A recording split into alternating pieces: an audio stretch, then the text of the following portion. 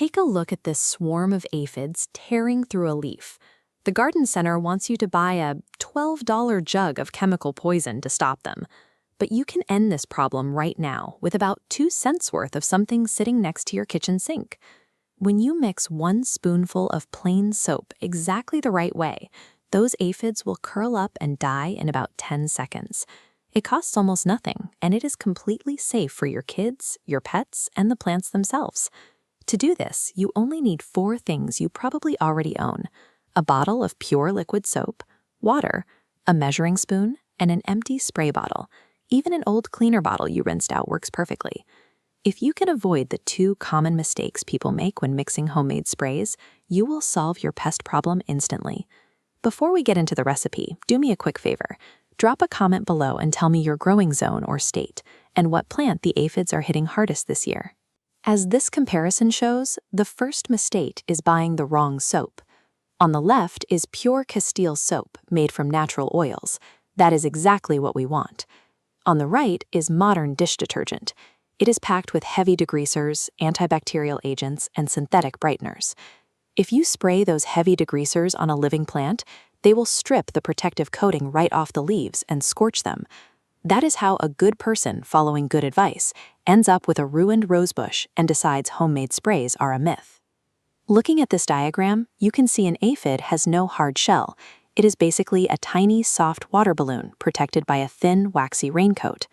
That wax keeps the water inside the bugs from evaporating in the hot sun. True soap is simply a physical wax remover. When that soapy water lands on the aphid, it grabs onto the bug's waxy layer and immediately begins dissolving it. The moment that coat is gone, the water inside the aphid rushes out. The air rushes in, and the bug suffocates and dries out in about 10 seconds. There is no waiting for the insect to eat poison and get sick. This relies entirely on simple animal fats and plant oils turned into soap. It is an old farming practice that my own grandparents used with a bucket of rainwater, decades before anyone put the word organic on a label and charged triple for it. Because true soap kills physically by removing wax rather than flooding the plant's sap with chemicals, it is a far safer intervention for your entire garden ecosystem. But even if you buy the right soap, there is a second hidden trap that makes homemade sprays fail for most people, and it comes straight out of your kitchen tap: hard water. This animation shows exactly what goes wrong. The hard water in our pipes is full of dissolved minerals like calcium and magnesium. When those minerals meet fatty acid soap, they instantly bind together. This reaction neutralizes the soap.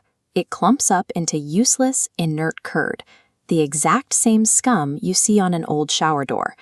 Before the spray ever touches a single bug, a large portion of your soap has already been deactivated in the bottle.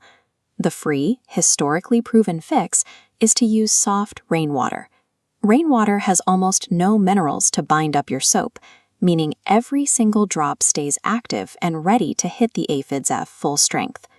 If you do not have a rain barrel, you can let a bucket of tap water sit out open overnight.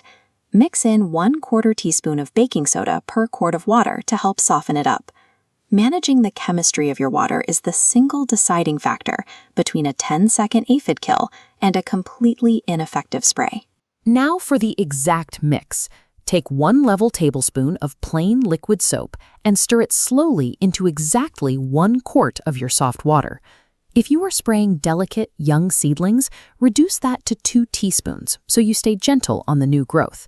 Before you treat the whole plant, always spray a few lower leaves and wait 24 hours. Check for any spotting or wilting to ensure the plant can handle the mixture safely. For large, established plants like this row of mature roses, you have a distinct advantage. A plant with a deep root system and a thick, woody stem can handle a little stress, allowing you to hit heavy infestations head-on.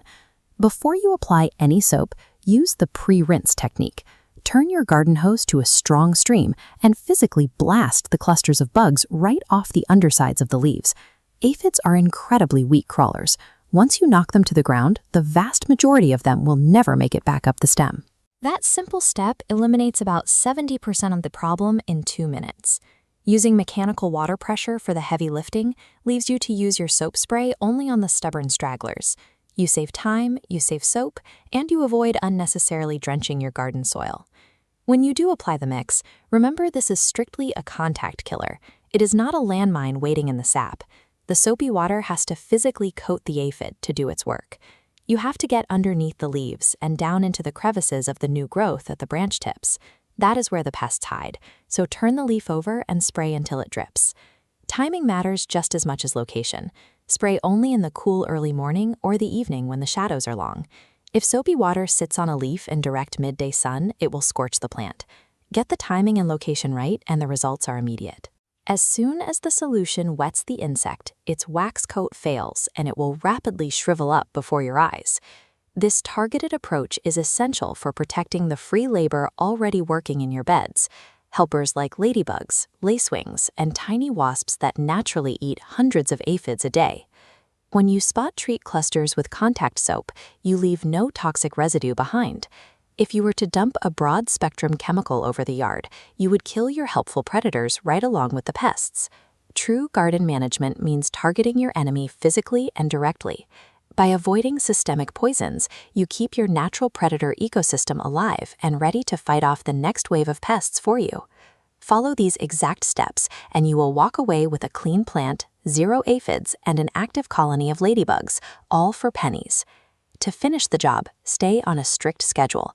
Spray every 5 to 7 days for 2 to 3 rounds. Aphids breed fast, and this schedule catches the new babies as they hatch, breaking the reproductive cycle for good. Relying on simple chemistry and caught rainwater is how old Plainways farmers kept their land producing for generations. They did not need a shelf full of store-bought bottles because they had the knowledge to manage the land themselves.